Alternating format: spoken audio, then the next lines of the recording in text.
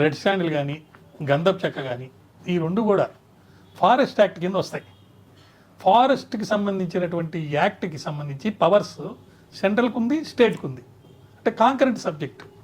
కాకపోతే ప్రతి స్టేట్ కూడా ఆ స్టేట్లో ఒక లా తయారు చేసుకుంది. సెంట్రల్ గవర్నమెంట్ సెంట్రల్గా ఒక చట్టం చేసేంత వరకు, లేదా స్టేట్ గవర్నమెంట్ చేసిన చట్టం కొత్తదైతే, అంటే సెంట్రల్ గవర్నమెంట్ తయారు చేసిన చట్టం వచ్చిన తర్వాత స్టేట్ గవర్నమెంట్ కనుక చేస్తే ఆ స్టేట్ గవర్నమెంట్ చేసిన చట్టం ఆ స్టేట్కి ఇంప్లిమెంటేషన్ అవుతుంది. మీరు ఒక చక్కటి మంచి విషయం అడిగారు. అదేంటంటే వీటికి సంబంధించి ఎందుకు ఇంత అని.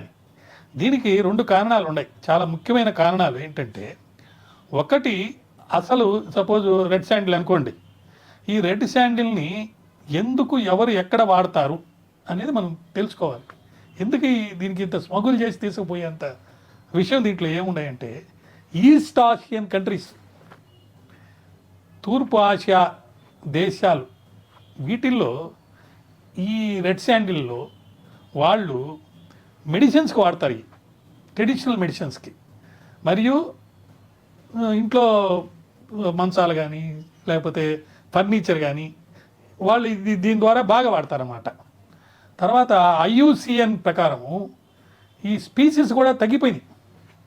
మనకు తిరుమల దగ్గర ఉన్నాయి కొన్ని, ఇంకా బీహార్లో కొన్ని దగ్గర ఉన్నాయి, అట్లా కొన్ని దగ్గరలు ఉన్నాయి. అందువల్ల వీటి వాల్యూ పెరిగిపోయింది, రెడ్ శాండిల్ వాల్యూ. ఇప్పుడు మీకు ఎక్కడ కేసు పట్టుకున్న ఈ మధ్య భూపాల్లో ఒక CBI వాళ్ళు సెప్టెంబర్ 3, 2024 నాడు ఒక శాండిల్వుడ్ స్మగ్లింగ్కి సంబంధించి 2 మద్రాసు వాళ్ళని అరెస్ట్ చేశారు. దాంట్లో వాళ్ళని అరెస్ట్ చేసి forest department wildlife headquarters భూపాల్లో సోమవారం నాడు, ఒకరోజు సోమవారం ఉదయం అరెస్ట్ చేసి చూస్తే ఒక కేసు ఎప్పుడో 17 సెప్టెంబర్ 2019లో వన్మండల్ దార్ అనే అతను దగ్గర నుంచి 504 లాగ్స్ని సీజ్ చేశారు, 15,530 కిలోలది. దానికి సంబంధించి ఎంక్వైరీలు జరుపుతుంటే చెన్నై బేస్డ్ రెసిడెంట్స్ వీళ్ళు 2 దొరికారు అక్కడ.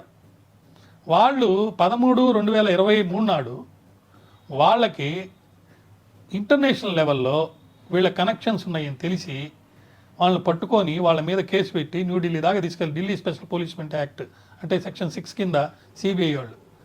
అంత దూరం వెళ్ళడానికి కారణం ఏంటంటే మెయిన్ వీటి వాల్యూ ఎక్కువ.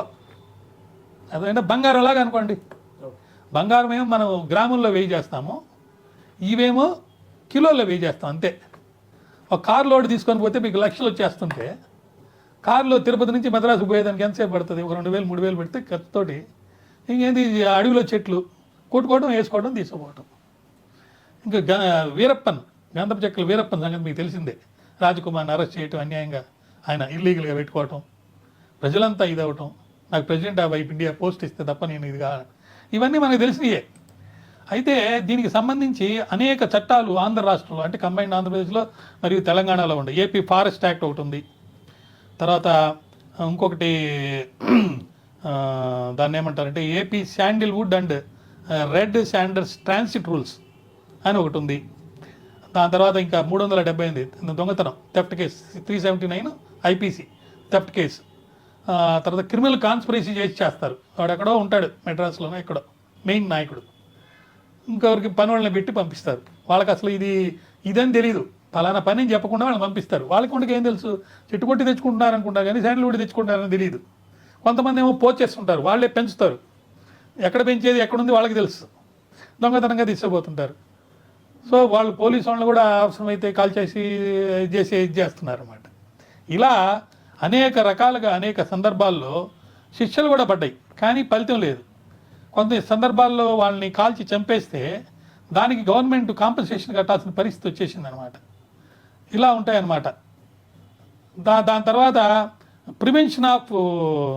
ప్రివెంటివ్ యాక్ట్ అంటే ఒక ప్రివెంటివ్ డిటెన్షన్ యాక్ట్ అని ఉంటుంది, PD యాక్ట్ అని.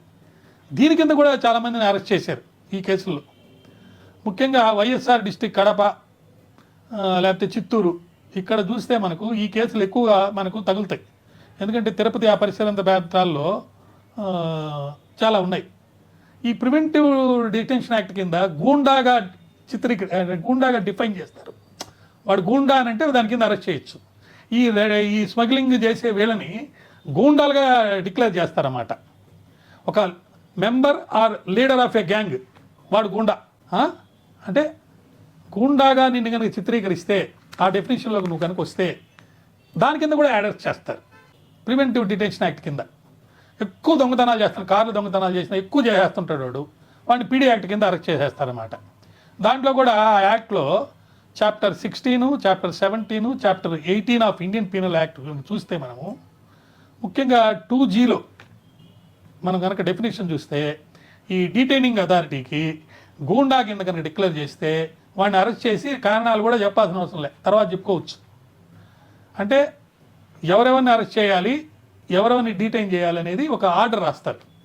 దాని కింద అధికారి ఇచ్చేటువంటి ఆర్డర్ని బట్టి ఒక డెకాయిట్ కానీ, డ్రగ్ అఫెండర్ని కానీ, గూండాని కానీ, ఇమ్మోవరల్ ట్రాఫిక్ అఫెండర్ని కానీ, ల్యాండ్ గ్రాబర్ని కానీ, బూట్ లెగ్గర్ని కానీ వాళ్ళందరినీ కూడా ఈ పీడీ యాక్ట్ కింద అరెస్ట్ చేసి జైలుకు పంపించే అధికారం గవర్నమెంట్ వాళ్ళకి ఇచ్చింది, అంటే చట్టం ద్వారా.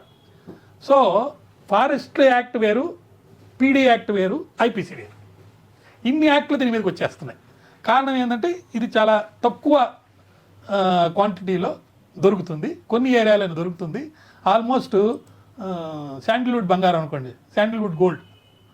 కాబట్టి ఖచ్చితంగా దీనికి సంబంధించి కొంతమంది సస్పెక్ట్లు ఉంటారు. తర్వాత పీసీసీఎఫ్ వైల్డ్ లైఫ్ ప్రొటెక్షన్ కూడా ఒక యాక్ట్ ఉంది. తర్వాత ఎస్టీఎఫ్ వాళ్ళు కూడా సెక్యూరిటీ కింద వాళ్ళు కూడా దీని మీద వర్కౌట్ చేసి చేస్తుంటారు. ఇంకోటి టైగర్ స్ట్రైక్ ఫోర్స్ అని కూడా ఒకటి ఉంది. అది సాగర్లో, మన నాగార్జున సాగర్ ఆ ఏరియాలో. ఇట్లా అనేక రకాలైనటువంటి చట్టాలు ఉన్నాయి. అదేవిధంగా దీని యొక్క వాల్యూ మెడిసిన్స్కి దీనికి వాడుతున్నందువల్ల, రేట్లు పెరిగినందువల్ల ఒక్క ట్రిప్పులోనే లక్షాధికారులు అయిపోతారు. దీంట్లో సంపాదించిన వాళ్ళు కోటీశ్వర్లు ఉన్నారు. వాళ్ళందరూ ఒక డెకాయిట్స్ లాగా, గూండాల్ లాగా మెయింటైన్ చేసి కాన్స్పిరసీ చేసి 120B కింద వస్తుంది ఆ నేరం, అది చేస్తున్నారు. అయితే ఆల్ ఇండియా లెవెల్లో ఒక పాలసీ చేసి రెడ్ శాండర్స్ని, శాండిల్వుడ్ని స్మగుల్ చేయకుండా కంట్రోల్ చేయడానికి అనేకమైనటువంటి చట్టాలని, ఎందుకంటే కామన్ సబ్జెక్ట్, సెంట్రల్ చేయొచ్చు, స్టేట్ చేయొచ్చు, సెంట్రల్ గవర్నమెంట్లో కూడా చేయాలనేది ఒక డిస్కషన్ అయితే జరుగుతుంది.